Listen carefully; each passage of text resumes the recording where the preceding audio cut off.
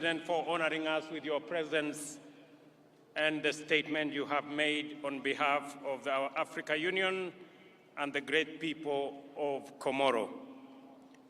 Watu wa Embu, wacha nichukue nafasi hii kwanza kabisa kuwashukuru watu wa Embu. Nilikuja hapa na ndugu zangu wengi, tukaomba kura zenu, mukawa ni watu wangwana, mukatupatia kura zenu, mukatuongezea maombi na Mungu akatupatia ushindi. Jameni watu wa Embu, nasimama mbele yenu leo kusema asante sana. Narudia tena watu wa Embu kusema asante sana. Mimi nataka niwahakikishie ya kwamba sisi wote tuliopata nafasi ya kuchaguliwa kutoka MCAs wetu, wabunge, magavana, maseneta, Mheshimiwa Deputy President na mimi hapa, pamoja na mawaziri wetu na wale wote ambao wamepata nafasi ya uongozi katika taifa letu la Kenya, mimi nataka niwahakikishie tutashikamana, tutafanya kazi pamoja ili tutimize malengo yetu ya kubadilisha uchumi wa Kenya na kuhakikisha kwamba kila Mkenya anapata nafasi ya kujiendeleza katika taifa letu la Kenya. Na wauliza viongozi wote, sote tuliopata nafasi kutokana na kura za wananchi hawa, tushikamane, tushirikiane, tufanye kazi pamoja ili tuweze kubadilisha Embu wakati tunabadilisha Kenya. Asanteni tena watu wa Embu kwa msaada wenu, kwa kura zenu na kwa maombi yenu. I want to say thank you very much to the great people of Embu County, as I thank all Kenyans who stepped forward to vote in the last election so that we, as the people of Kenya, can maintain our democratic credentials as a nation that is democratic, as a nation that is built on the firm foundation of multi-party democracy. And now it is our opportunity, all of us as leaders in government and in the opposition, to work together towards making our nation great. On this day, 60 years ago, Kenya formally gained its right of internal government. Madaraka, the mandate of majority African self-determination, was a major step forward. The emergence of this nation as a republic later that year. That first Madaraka Day then was the golden dawn of our country's sovereignty, freedom from colonial oppression, autonomy from racist repression, and liberty from foreign suppression. In fighting for our sovereignty, our noble freedom fighters had primarily waged a political struggle to liberate a people divided, humiliated, and impoverished under a predatory system whose institutions were vicious and extractive. So, although the freedom struggle was political and the first Madaraka Day represented political autonomy, every Kenyan African understood it to mean and to be the beginning of the hard and noble work of securing and enhancing social and economic freedom as well. For 6 decades now, the people of Kenya have worked hard with admirable diligence and unwavering determination to perfect the political freedom of their nation through sustained socio-economic progress. In this manner, Kenyans have reiterated their commitment to true freedom by complementing political freedom with freedom from want, freedom from suffering, freedom from ignorance, and freedom from indignity. Our forefathers' historic struggle to vindicate our God-given rights of self-determination entailed tremendous sacrifice and immense determination against a colossal adversary. Ultimately, they triumphed. Similarly, our war against underdevelopment, poverty, unemployment, indignity, and vulnerability has been daunting. Yet, we have made steady progress year after year over 6 years of freedom.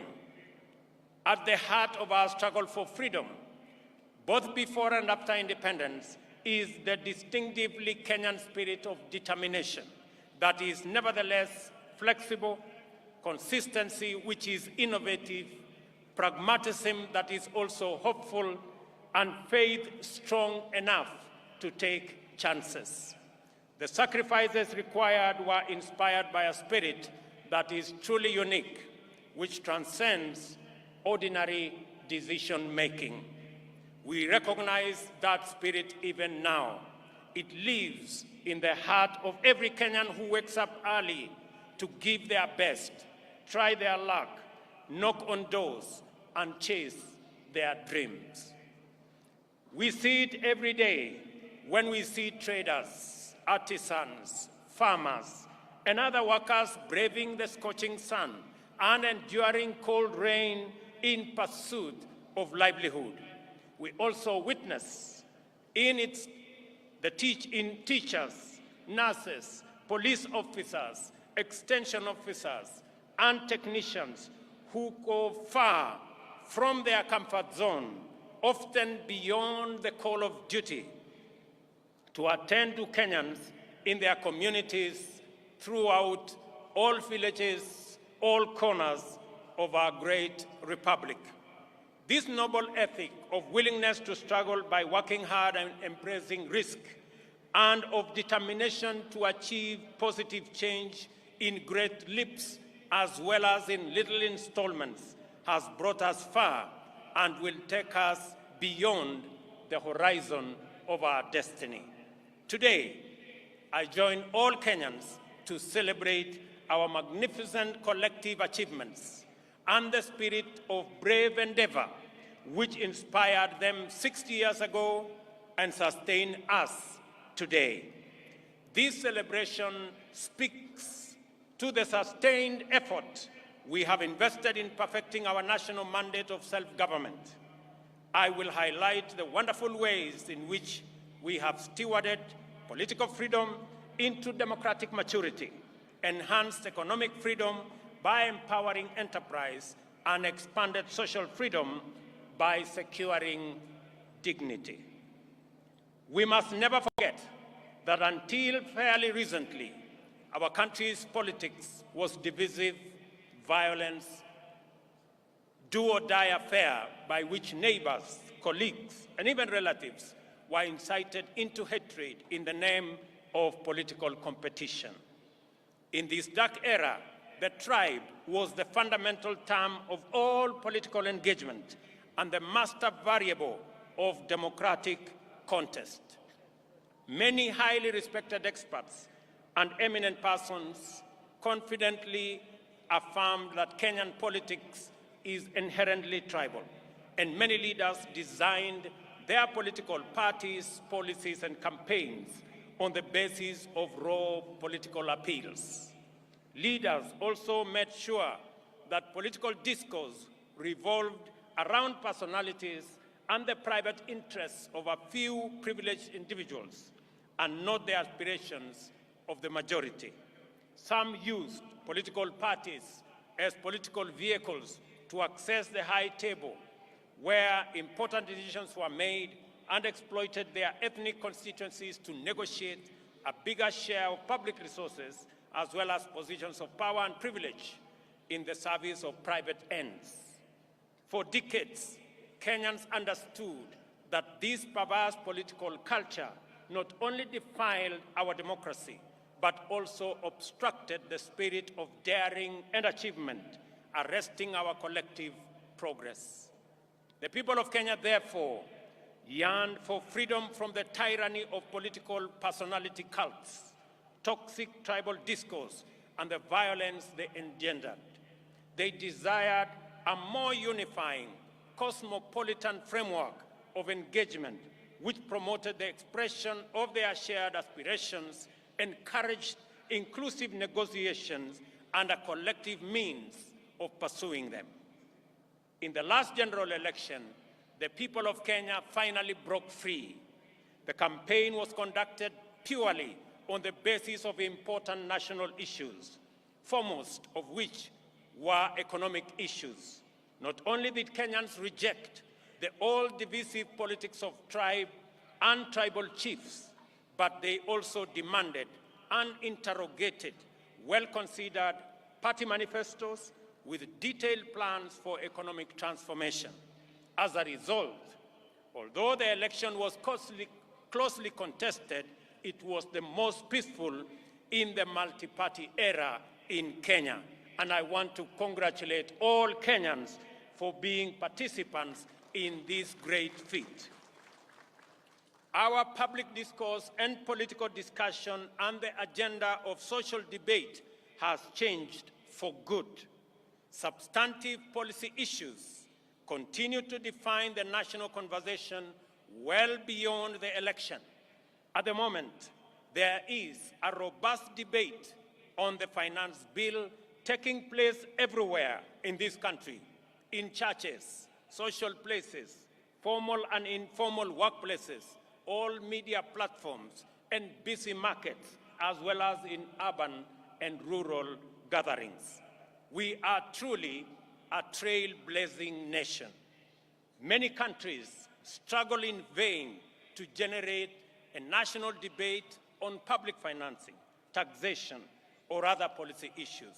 In Kenya, we have easily sustained intense discourse on the finance bill and the affordable housing policy for weeks now. The debate has remained issue-oriented, and there is no hint of divisive ethnic rhetoric at all. The cost of living is keeping all leaders, including myself, awake, and this is precisely as it should be. Superficially, the intense national debate on housing is not about whether it is a tax or a contribution.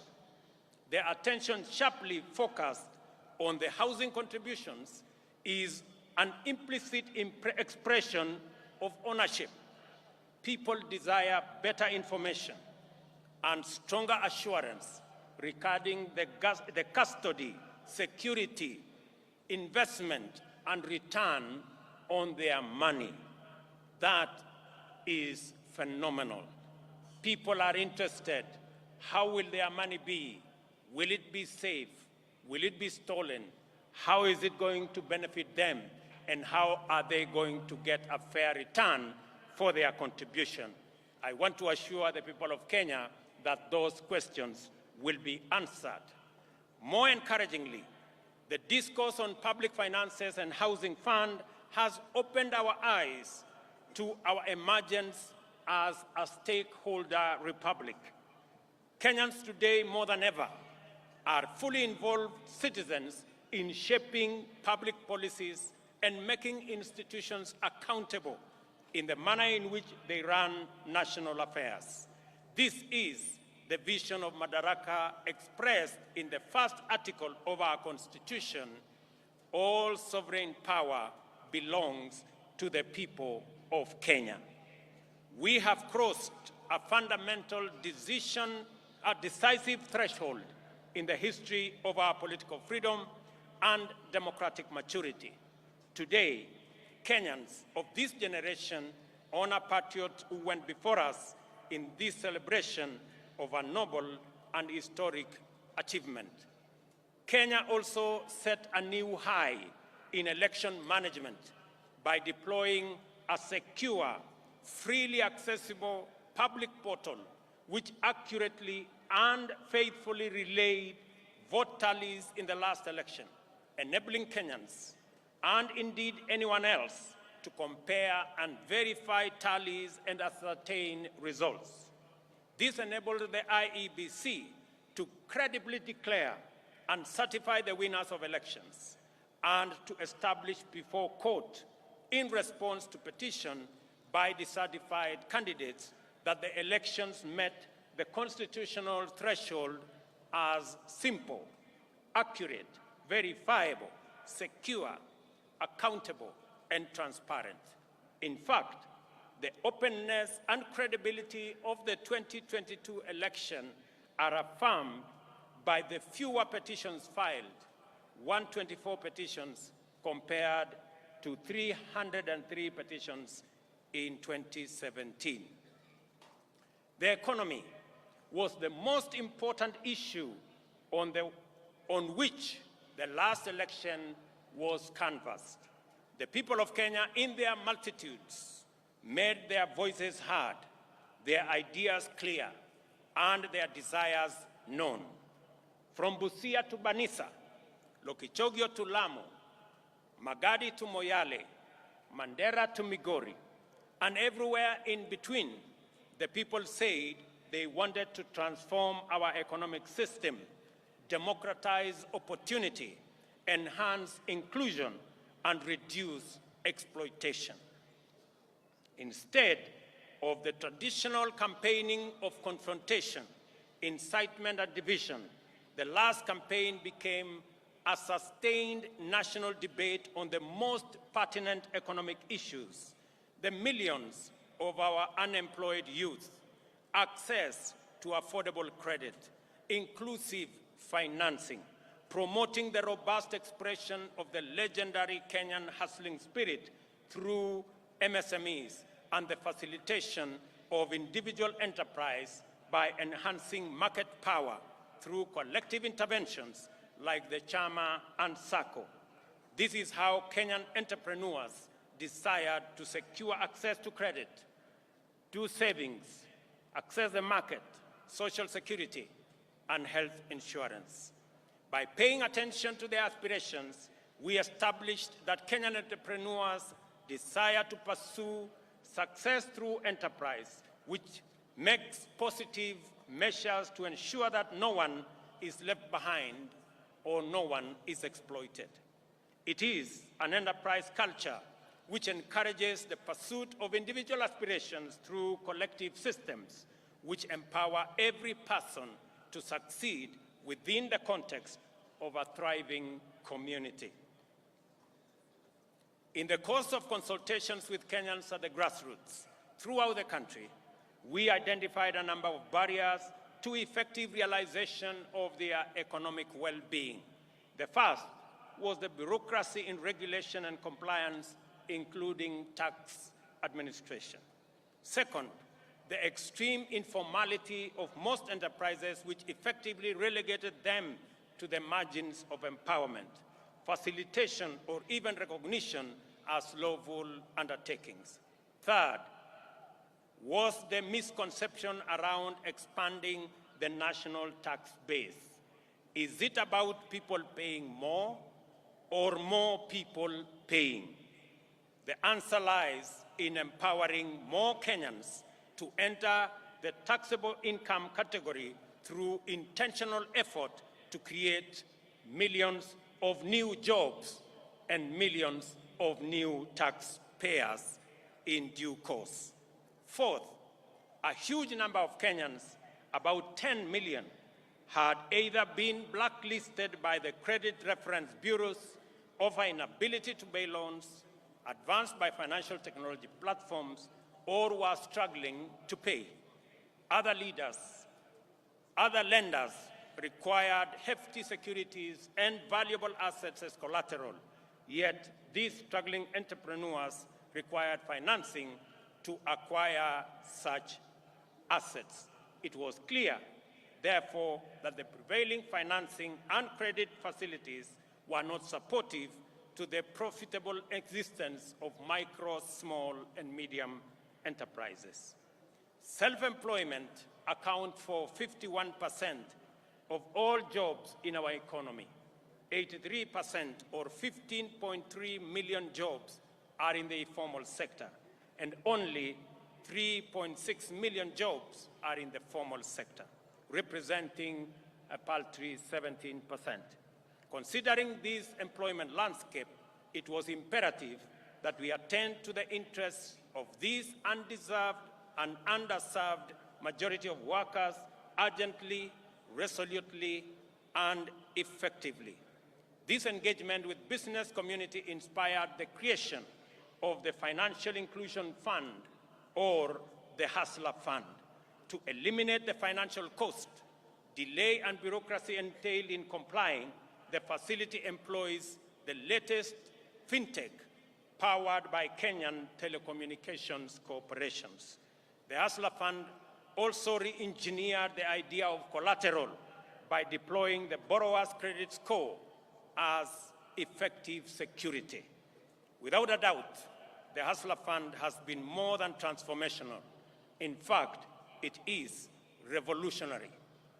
On its way to becoming effectively the biggest financial institution by the number of borrowers and active loans, the Hustler Fund also turned around the country's fintech, transforming it from a predatory ecosystem to a more responsive one. As a result, Kenya's digital economy has received a tremendous shot in arm, as demonstrated by reports that Safaricom alone has enrolled at least 2 million new subscribers into their financial ecosystem, courtesy of the Hustler Fund. Today, as we celebrate progress in achieving economic freedom, we also celebrate our digital economy. Powered by our famous fintech community, Kenya's legendary spirit of enterprise has entered the digital space. Kenyans responded to this promise of economic freedom in unequivocal terms. The total number of digital transactions now at the Hustler Fund stands at 42.5 million, through which 20.2 million Kenyans have accessed nearly Kenya shillings 30 billion and repaid close to 20 billion, with 7 million Kenyans being constant and repeat customers.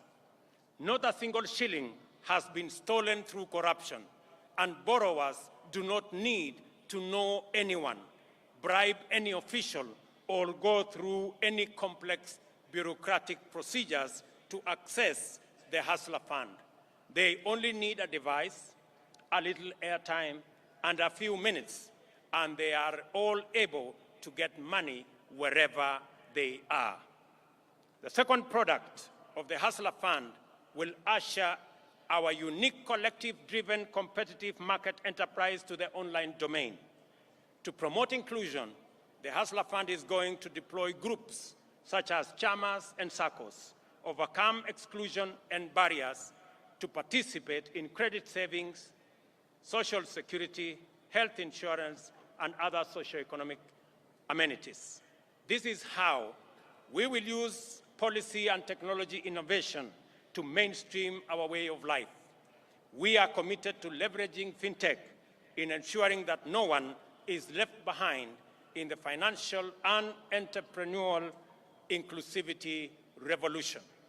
I am delighted to announce that today, during this celebration, I shall be launching the second product of the Hustler Fund, which is aimed at facilitating people access funding through groups.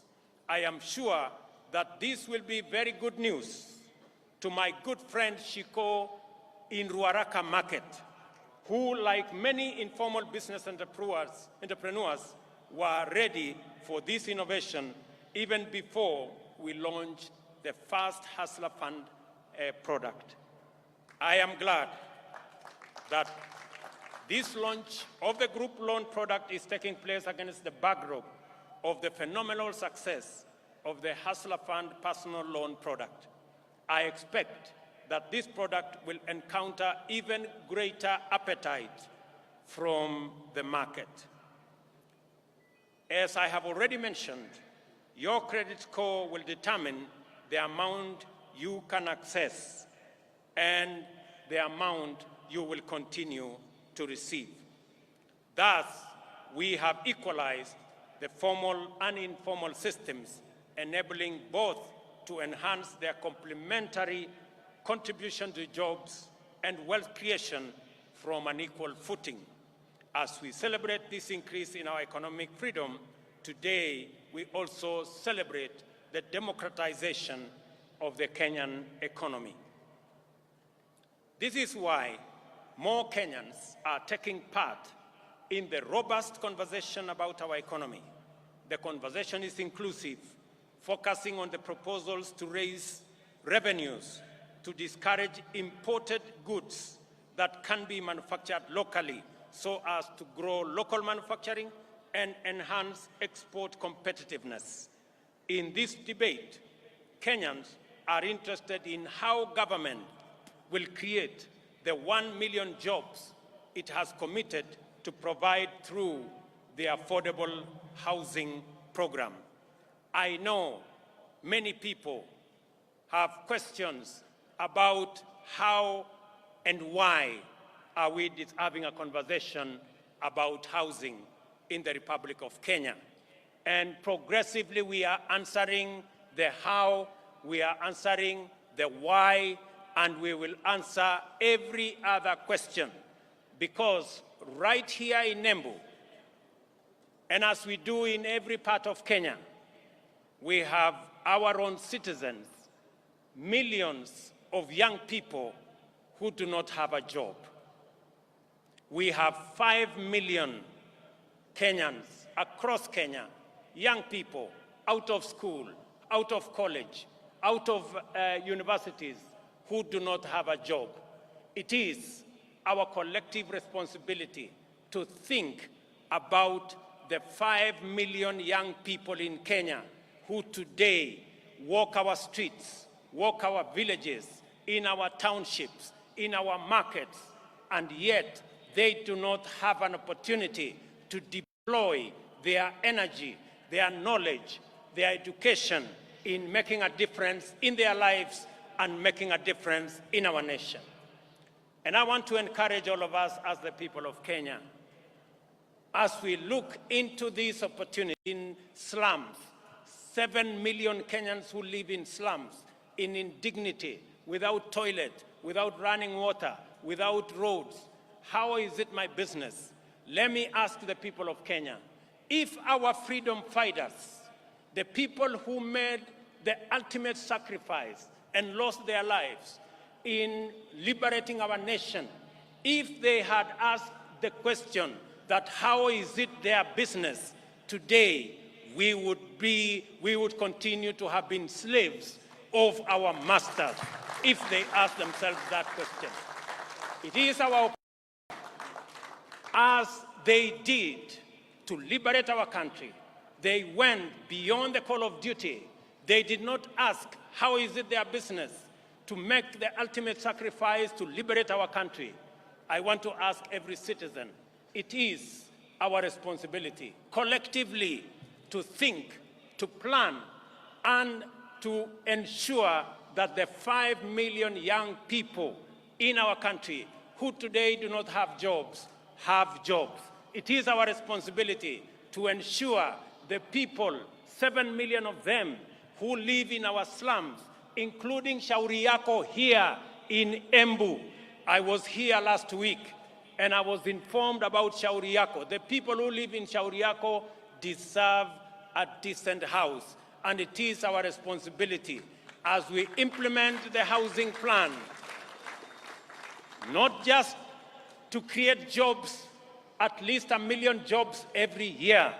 It is also our responsibility to grow our manufacturing, because housing will make sure that our entire manufacturing value chain, from the cement in our factories, to the steel in our factories, to the doors and windows and hinges in our Juakali sector and our construction products industry, to the sand harvesters, to all the people who will be working in our construction sites, to the accountants and engineers and all the architects and all the technicians and the electricians to every sector, the millions of young people that will be employed in this sector, is sacrifice enough for us who are employed to make that contribution to the Hustler Fund, to the Housing Fund, so that we can bring around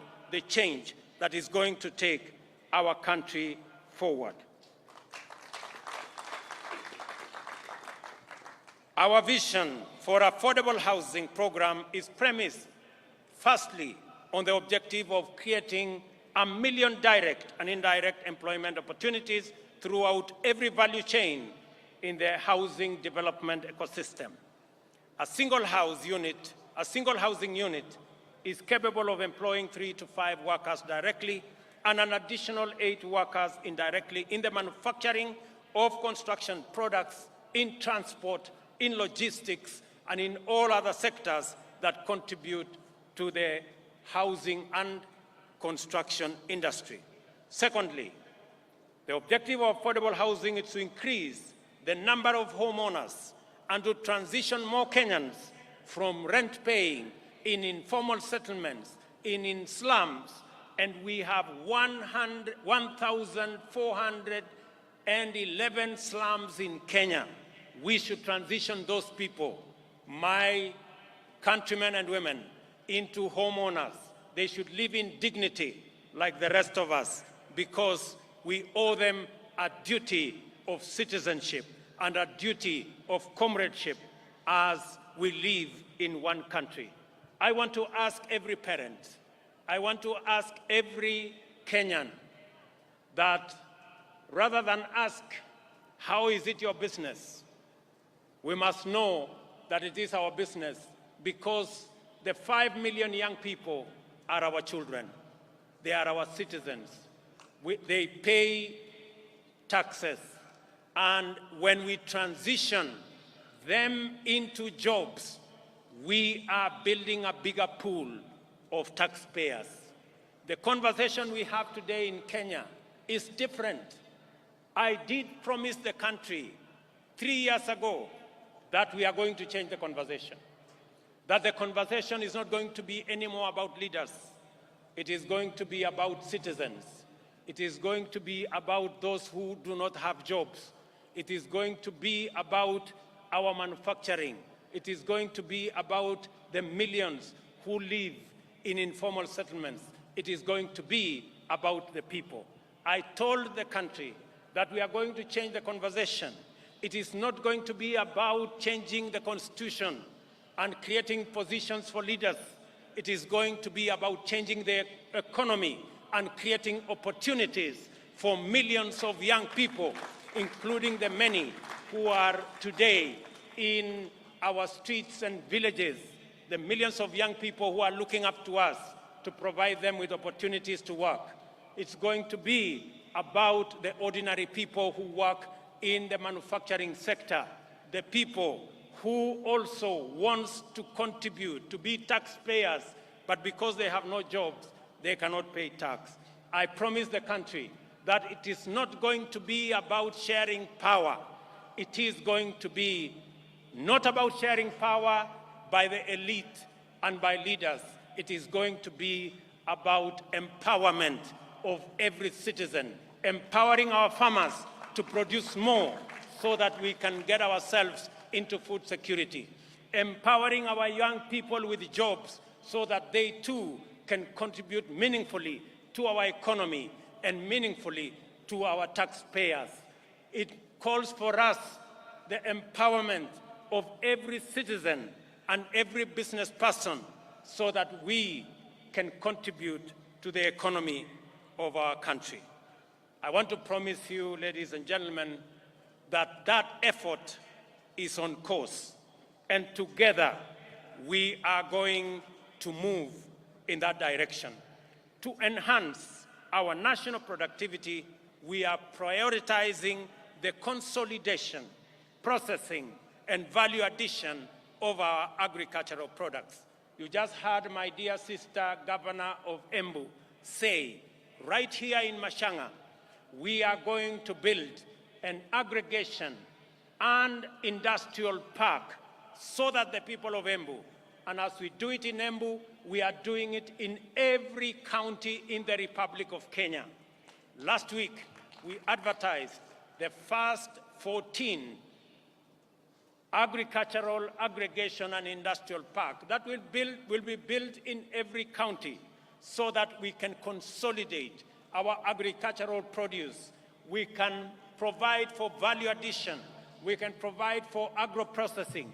We can enhance our manufacturing, create jobs, create value, and enhance the earnings of every farmer as we get rid of brokers, as we get rid of cartels, and ensure that we protect the hard-earned and the sweat of farmers in the Republic of Kenya.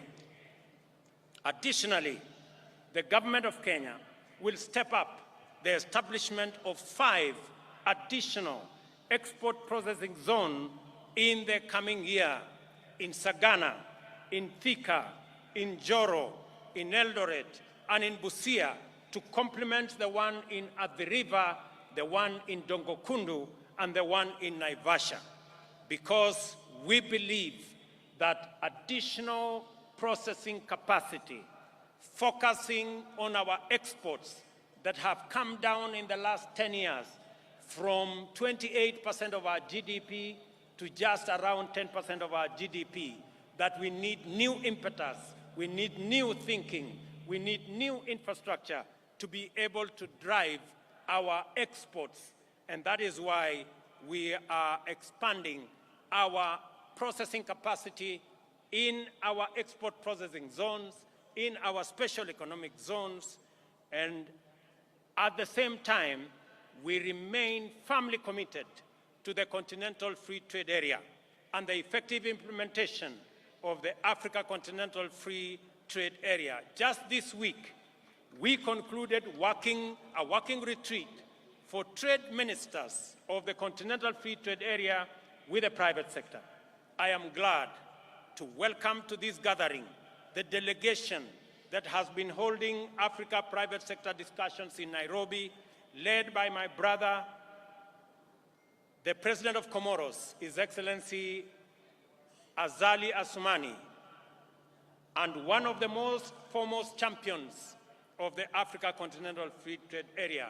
It is also gratifying to note that the champion, the former president of Niger, is right in our midst. It's also gratifying to note that 11 trade ministers are here today from different countries in our continent. I wish to recognize the following delegations led by the ACFTA Secretariat. Delegation from Comoro, are they here? Wasimame? The delegation from Comoro, thank you very much. The delegation from Niger, thank you very much.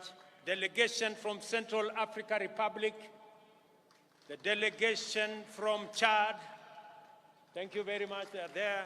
The delegation from Namibia, the delegation from Djibouti, the delegation from Cote d'Ivoire, the delegation from Nigeria, the delegation from Botswana, the delegation from Ghana, and the delegation from Burkina Faso.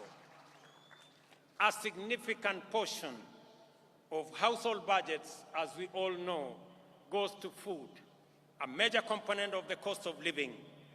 Understandably, there has been animated engagement on this subject. After a prolonged drought, which pushed the entire Horn of Africa region to the brink of famine, widespread shortages of staple foods have driven food prices beyond the ability of many households to afford them. Enhancing food production is an intervention with multiple fundamental implications. It promotes access to affordable and adequate food and nutrition for the majority. It also increases food supply, lowers prices, and thus reduces the cost of living. Moreover, subsidizing food production increases jobs and productivity in the country's biggest employer, the agricultural sector. In keeping with our commitment in this critical sector, we have registered 5 million farmers nationwide. These farmers immediately became eligible to receive subsidized fertilizer, and those who stepped forward received their full fertilizer requirement, unlike in past seasons when the allocations were rationed. As a result of these measures, Kenyan farmers have been able to plant an extra 200,000 acres this year by using an additional 2 million kilos of seed beyond what was planted last year. As international petroleum prices continue to rise beyond reach, the cost of fuel locally rises steeply. Transport, as a component of household budget, is affecting the cost of living. We have to liberate Kenyans from the reliance on transport that depends on petroleum. For this reason, we are rolling out an electric vehicle public transport system which will bring down the cost of transport significantly. Our border industry is about to experience inclusive transformation through the introduction of more efficient, affordable, and clean motor vehicles. With this intervention, owning and operating a border will become affordable, secure, and profitable. I am eager that this information reaches the seconder of my presidential nomination, Mr. Calvin Ochieng, who operates in Kilimani, so that he can escalate his hustle to the next level. I have some good news for my border friends. When I went around the country, they stepped forward and they told me they are victims of an exploitative financing system. I want to tell them, my good friends, I have some good news for you. We are developing, and by September this year, we will have a mechanism where you can get your border that does not need petrol, that will be run on electricity, one that is financed by not a predatory system, but one that respects the interests of those who purchase the borders. A healthy nation is liberated from human suffering and empowered to pursue their livelihoods and dreams without the hindrance and underperformance associated with ill health. A healthy nation is a happy nation. Freedom from disease is therefore a primary plank of our agenda to perfect self-government. We are committed to do affordably, inclusively, and in a manner that enables Kenyans to receive quality medical attention from the comfort of their homes. Towards this end, we are reforming the National Health Insurance Fund to meet the urgent needs of Kenyans at the bottom of the socio-economic structure by actualizing its purpose as a social medical insurance facility. Secondly, we have committed to deliver universal health coverage that enables every Kenyan attain dignified health care at the minimum cost of subscription fee. Thirdly, we have collaborated with county governments, whom we support wholeheartedly, and I want to commend all county governments for the exemplary work they are doing around health as a devolved function. We have collaborating with the county governments to recruit community health workers, promoters throughout the country. 100,000 of them will be recruited under this program, and this number will make every one promoter available for 100 households.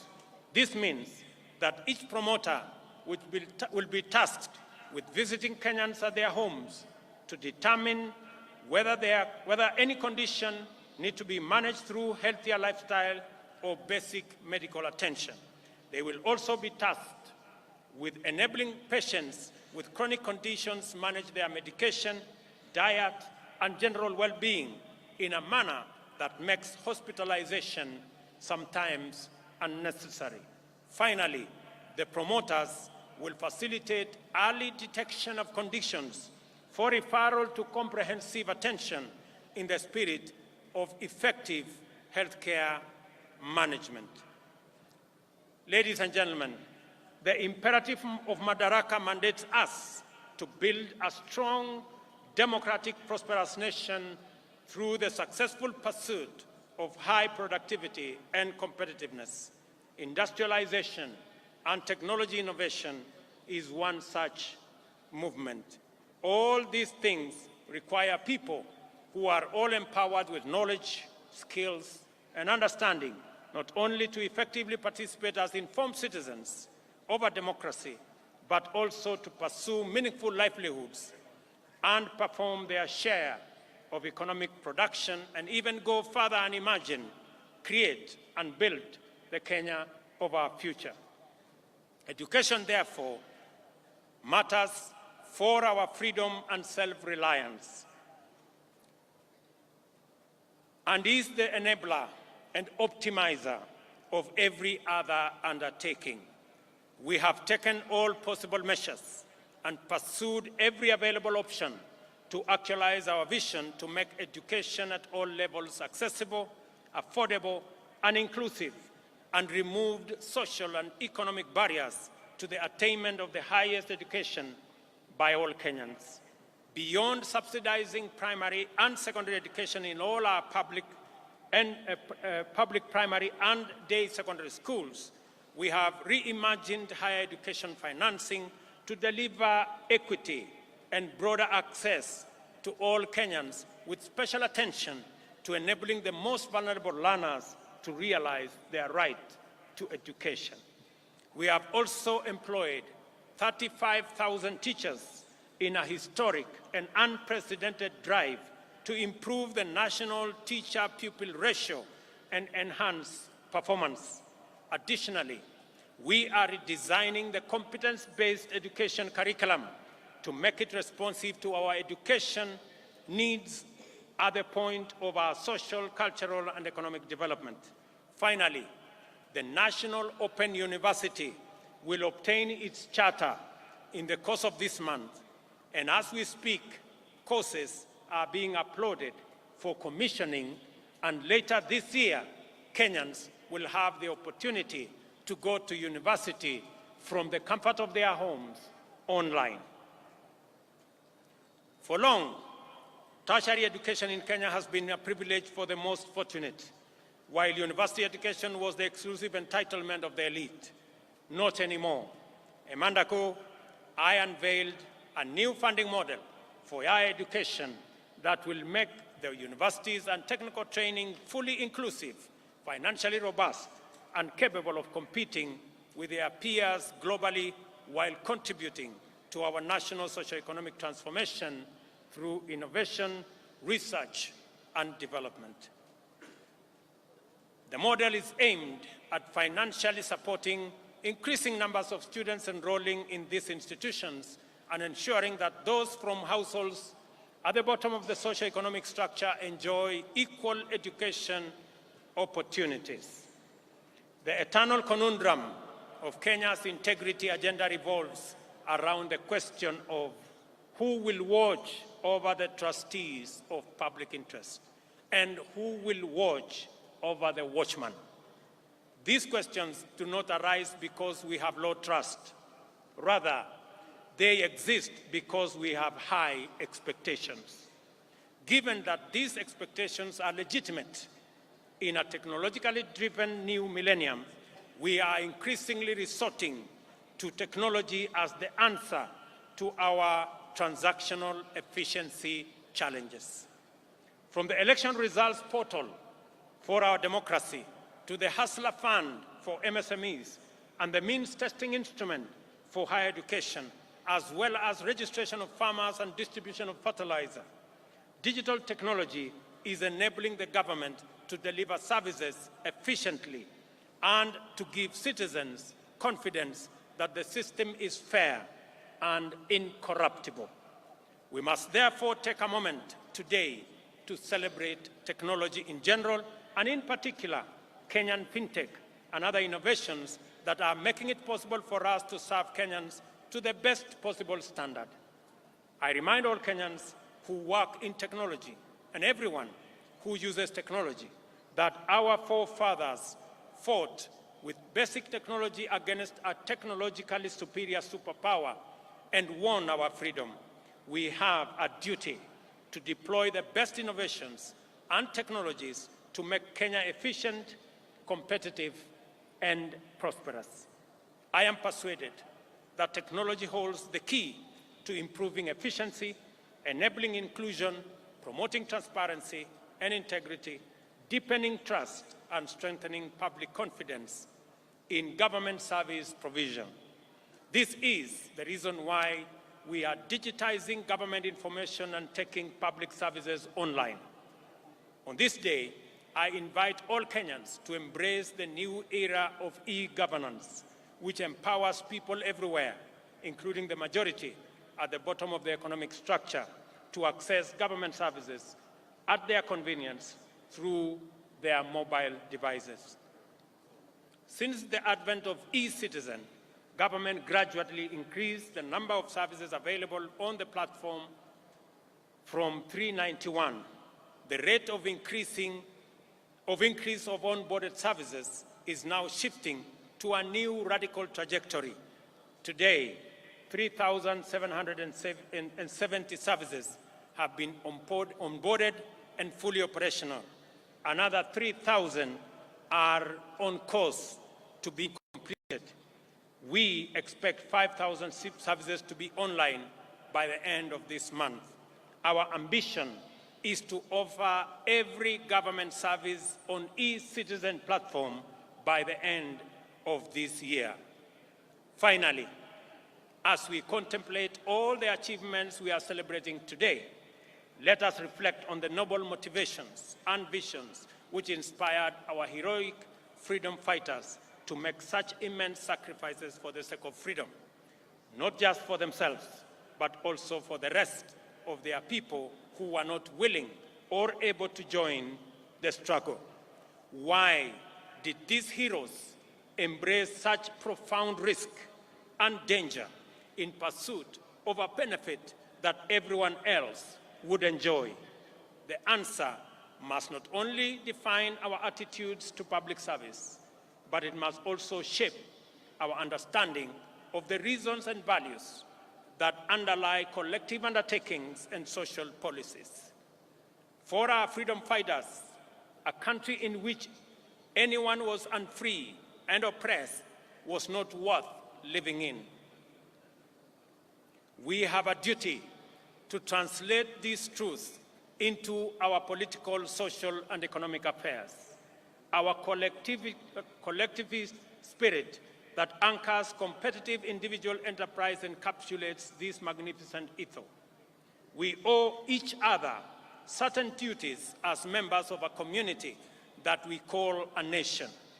Whenever we can do anything to make another person's life better, at no or little cost to ourselves, we have a solemn obligation to proceed and do it.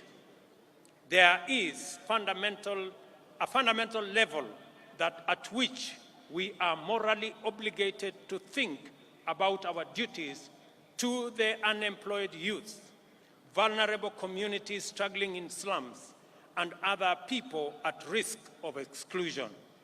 Their struggle for dignity as human beings appeals to our duty of moral consideration. Their complicated pursuit of livelihood can potentially complicate our stable prospects. No human is an island. In community lies power, and to unlock that power, we must attend to our values and perform our obligations. That is why freedom fighters consider the inherent morality of their cause to be sufficient reward. For example, those of us who are earning Kenya shillings 200,000 monthly will pay only 2,500 to build a fund that will help create millions of jobs for millions of our young people and bring a meal on the tables of many hustlers. This is a worthwhile contribution to make for the greater good of our nation, as indeed the freedom fighters who came before us did. As we continue to make progress in our pursuit of the transformation of our economy from the bottom going up, we must remain vigilant that no one is left behind and no resources are lost to waste and corruption. Public servants must ensure that public resources must be utilized solely and exclusively for purposes that serve the interests of all our people. I have made a personal commitment to use all instruments and authority at my disposal to curb waste and eliminate theft. I will not permit greed, lawlessness, or impunity. Ladies and gentlemen, it is our collective duty, sisi wote kama Wakenya. Mimi nimekuja hapa Embu katika sherehe hii ya muhimu ya Madaraka ili tukubaliane kama wananchi vile wale waliotutangulia bila ya kujali watapata nini walipigania uhuru wetu, damu yao ikamwagika, wengine wakauawa, lakini hawakurudi nyuma, kwa sababu kama wangerudi nyuma leo tungekuwa watumwa wa wale walikuwa wametutawala. Na ndio tunajiuliza kama taifa, kama Wakenya, it is the moment for us to ask, what can I do for my nation? Not, what can my nation do for me? Both questions must be answered in the affirmative. Sote kama wananchi wa taifa la Kenya tumesema ya kwamba jambo la muhimu ambalo lilikuwa katika uchaguzi uliopita ilikuwa ni maneno ya uchumi wa taifa letu la Kenya. Ilikuwa ni maneno ya wananchi mamilioni vijana wetu ambao hawana ajira. Ilikuwa ni kati ya wale watu wengi hawana uwezo ya kupata mkopo kwa sababu hawana title deed, hawana logbook. Leo ni jukumu letu kuhakikisha hata na wao wako na uwezo, wako na njia ya kupata mkopo wajiendeleze maisha yao.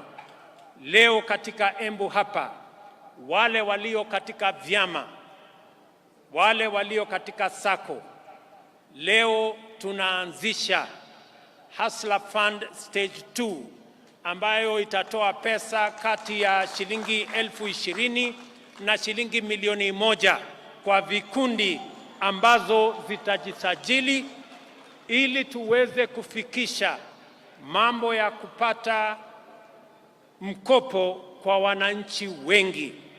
Vile vile katika mpango wetu wa ujenzi wa manyumba, nilikuwa hapa Embu wiki iliyopita, tumeanzisha ujenzi awamu ya kwanza 100 kati 400 ambazo ni awamu ya kwanza.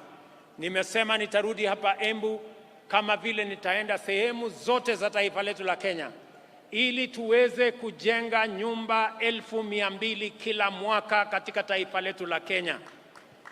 Hizo nyumba 200,000 zitatupatia ajira ya vijana milioni 1, zitatuwezesha kampuni zetu za simiti, kampuni zetu za chuma, wale wanaotengeneza viti, wale wanaotengeneza milango, wale wanaotengeneza madirisha, wale mafundi, technicians, masons, carpenters, electricians, engineers, architects, quantity surveyors, wale wanaofanya kazi katika transport sector, madereva wetu, makanga wetu, wote watajumuika na tutakuwa na nafasi ya kupanga na kutengeneza ajira katika taifa letu la Kenya.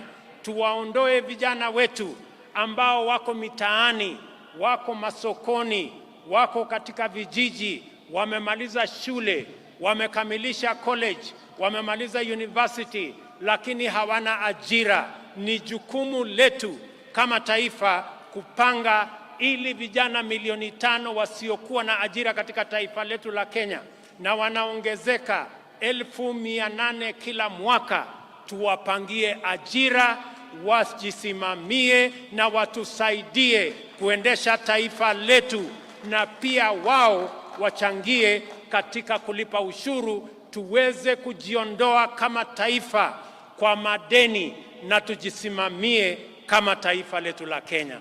Na wauliza Wakenya wote, jameni, bila ya kuulizwa maswali ya kwamba mbona ni jukumu langu vipi, tujue ya kwamba wale watoto ambao wanahangaika madukani, barabarani, vijijini, hawa vijana ni watoto wetu, hawa vijana ni Wakenya wenzetu. Tujiulize vile vile wale Wakenya wanaishi katika vitongoji duni, zaidi ya Wakenya milioni 7.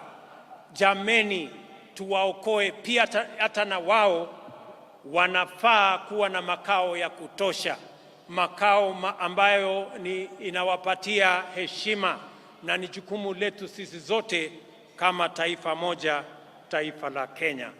Mimi nawashukuru sana. Mimi nimefurahi kwamba leo katika Kenya mjadala sio ya kabila hii na kabila ile. Mjadala ni moja, ni vipi tutahakikisha ya kwamba watoto wetu wanapata ajira. Mjadala ni vipi kampuni zetu za manufacturing zitaendelea mbele. Ni vipi tutakuwa na mpango wa kila Mkenya kupata mkopo. Ni vipi tutasaidia wakulima wetu watuzalishie chakula, tuondoe aibu ya njaa. That is the conversation of our lifetime, and that is a positive conversation in the Republic of Kenya. Mimi nawashukuru sana kwa kutukaribisha hapa Embu. Nimefurahi sana watu wa Embu. Nimesikia yale kiongozi wenu, wabunge wenu wameniambia kuhusu barabara zenu. Barabara ya kutoka kule Mashanga mpaka PI nimesikia. Barabara ya Kiritiri, Kanywambora nimesikia. Barabara ya hapa chini Ena mpaka Kavue nimesikia. Na haya mambo yote tutajipanga, na sote tukiwa na mpango huu, tukipanga vizuri vile tutakuwa na pesa ya ushuru ya kupeleka taifa letu la Kenya mbele, tutajiondoa kwa madeni na tutakamilisha miradi yetu yote. Nimewasikiza vile vile kuhusu mambo yenu ya maji. Najua na mnaelewa ya kwamba tuko na mpango ya mambo ya maji. Hapa Embu tuko na dam ambayo tutajenga pale Kamumu. Tuko na dam ya Dhambana, tuko na dam ya Dhoshi, na tuko na dam zingine ndogo ndogo ambazo tutakubaliana na viongozi wenu, wabunge wenu pamoja na county government yenu. Iko katika mipango yetu. Haya mipango yote ni kwa manufaa yenu, na ni jukumu letu sote tuungane kama watu wa Embu, kama watu wa Kenya, ndio tuweze kutekeleza haya mambo mazuri yote ambayo yatatupeleka mbele kama taifa letu la Kenya. Najua vile vile mjumbe wa kutoka kule mbele aliniambia kuhusu barabara ya Kikunyari, Karii, Ishara. Pia hiyo barabara tutaishughulikia, na zile zingine zote ambazo hazijatajwa hapa. Mimi nataka niwaambie ya kwamba tuko pamoja, tutashirikiana pamoja. Watu wa Embu tumekubaliana? Embu tumekubaliana? Mimi nataka nisikie sauti yenu. Tumekubaliana watu wa Embu? Hebu nisikie sauti yenu tena watu wa Embu kama tumekubaliana. Asanteni sana. It is now my honor and pleasure to introduce and officially launch the second product of Hustler Fund, the Hustler Group Loan. Nafikiri tutaangalia pale kwa mtandao kidogo.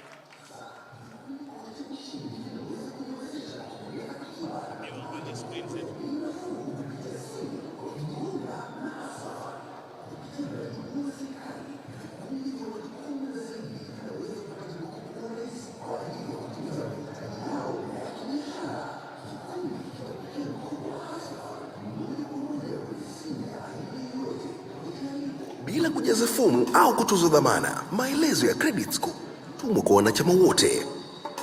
Vikundi vinaweza pata kiwango chochote cha pesa hadi milioni 1 kwa riba ya 7% kwa mwaka. Kila mwanachama atachangia kwa credit score. Kwa hivyo, mlipaji mwema ni wa dhamana kubwa kwenye kikundi. Kila wanapolipa haraka, kiwango cha mkopo cha kikundi kinaongezwa. Kusajili kikundi chenyu kwa Hustler Fund, mwenyekiti anafaa kubonyeza *254#. Chagua Hustler Groups. Bonyeza 1 kuchagua kikundi chake na akubali masharti ili aweze kupata mikopo na kuwatumia wanachama wenzake. Hustler Fund, jiinue, jiendeleze. Asante sana. Tunashukuru sana. Thank you very much. God bless you, the great people of Embu. God bless our great Republic of Kenya. Asanteni sana watu wa Embu.